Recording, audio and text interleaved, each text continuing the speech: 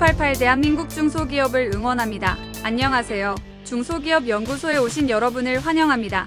오늘의 주제를 소개해드리겠습니다. 법인세 신고 납부 관련 이것만은 꼭 알아야 합니다.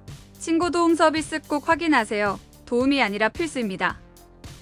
과연 어떤 내용일까요? 정우일 소장님을 모셔서 자세한 내용을 알아보도록 하겠습니다. 9988 대한민국 중소기업을 응원합니다. 안녕하세요. 웰스기업 연구소 정우일 소장입니다. 자, 어느덧 이제 3월이 됐습니다. 자, 3월이 되면 항상 생각나는 게 있죠.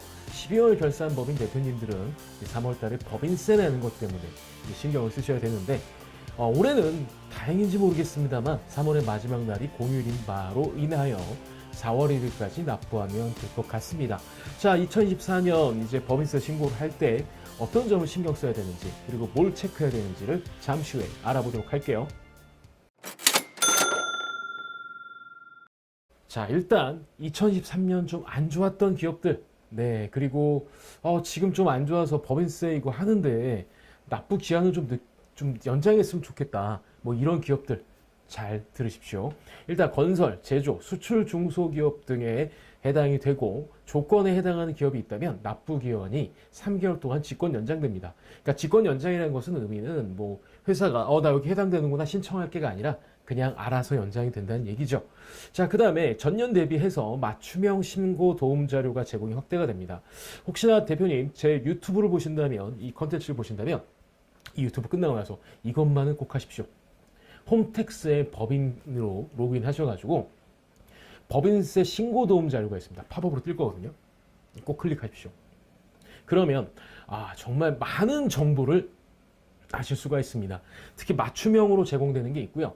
하다못해 법인카드 사용 내용인데 좀 애매한 것들 있죠.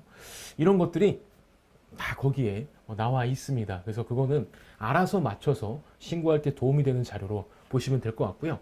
그 다음에 이제 전년도에 업종별로 평균 신고율이 얼마나 됐는지 이런 것들을 확인하실 수 있으니까 이 정도는 세금을 내야겠구나, 내가 너무 무리할 필요는 없구나, 이거는 캐치하셨으면 좋겠고요.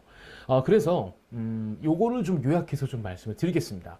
일단 세정 지원 대상은 이런 다음과 같습니다.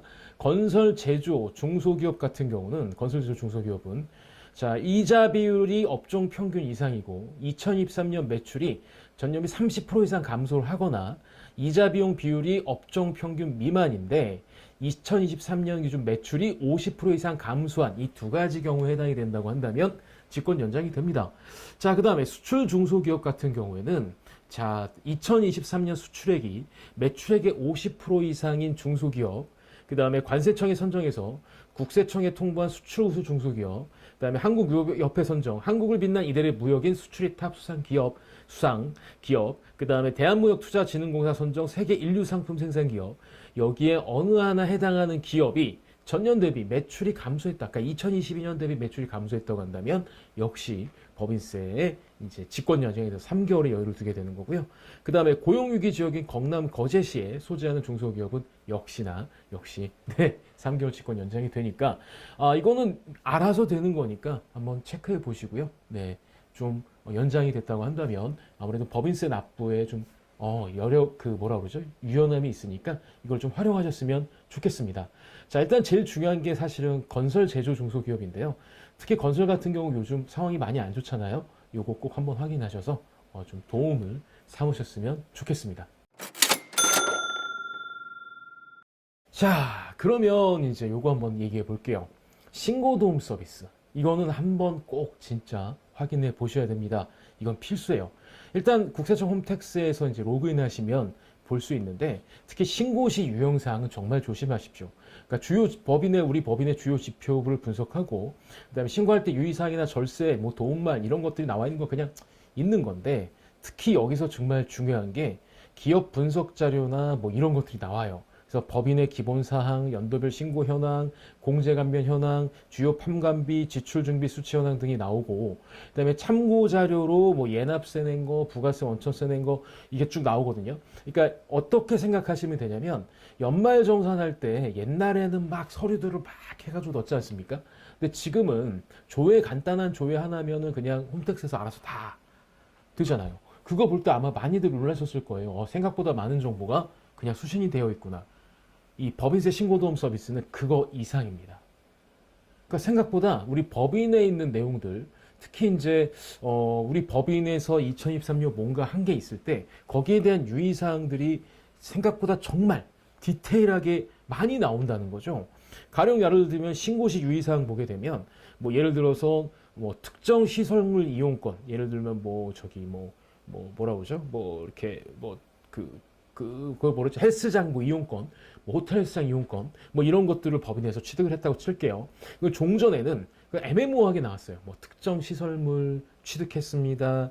요게 뭐 업무와 무관한 경우에는 송금 불산입 될 수 있으니 조심하세요. 그러니까 좀 마음에 안 와닿게 게시가 됐거든요. 근데 올해는 마음에 와닿게 게시가 됩니다. 어떻게 되냐면, 자, 여기 화면 참고하시면요. 특정 시설물 이용권의 종류, 그 다음에 취득 일자, 취득가액, 그다음에 발행 사업자, 다 나온다는 거죠. 그러니까 구체적으로 톡 집어서 나오니까 아이고 무서워를 해줘야 됩니다. 네. 그래서 만약에 이런 게 유의사항이 신고시 유의사항이 뜬다고 한다면 조심하셔야 되고, 특히 가수금이 있거나 뭐 아니면 뭐 요즘에 거의 그런 일이 없겠습니다만 특수관계자로부터 아니면 본인으로부터 뭐 법인이 특허권을 취득을 했거나 뭐 이런 행위들을 했다라고 한다면 여기를 좀 참고를 하시고, 그 다음에 예를 들어서 뭐 상품권을 과다하게 샀거나 그래서 신고시 유의사항에 떴다고 한다면 뭐 생각을 해보셔야 돼요. 이걸 비용 처리를 하는 게 좋을지, 아니면 진짜 정확한 목적에 부합하게 썼다고 한다면 거기에 대한 증빙을 좀 더 갖춰놓든지 하는 이런 작업들을 하셔서 2024년 법인세 신고를 할 때 보다 좀 더 정확하고 안전하게 신고하셨으면 하는 바람입니다. 특히 올해같이 2024년은 지난 2023년에 경기가 좋지 않았다는 걸 누구나 다 예상을 할 수가 있죠.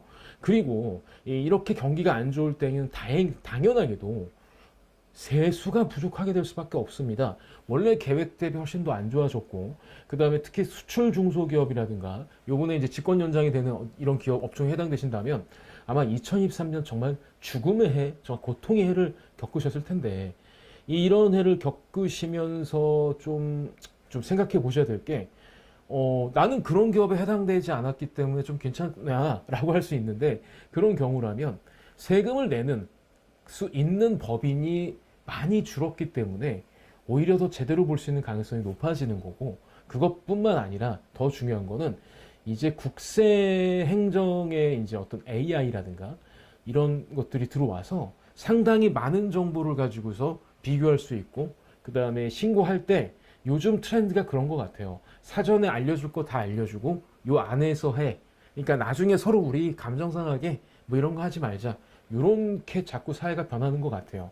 그러면 뭐 솔직히 말씀드리면 뭐 나쁜 거 있잖아요. 뭐 아유 뭐 이거 너무 세금 너무 부담되는데 뭐 어떻게 좀 해볼까, 이런 것들은 이제 좀 안 하시고, 네, 좀 정당한 방법들을 찾으셨으면 하는 바람입니다.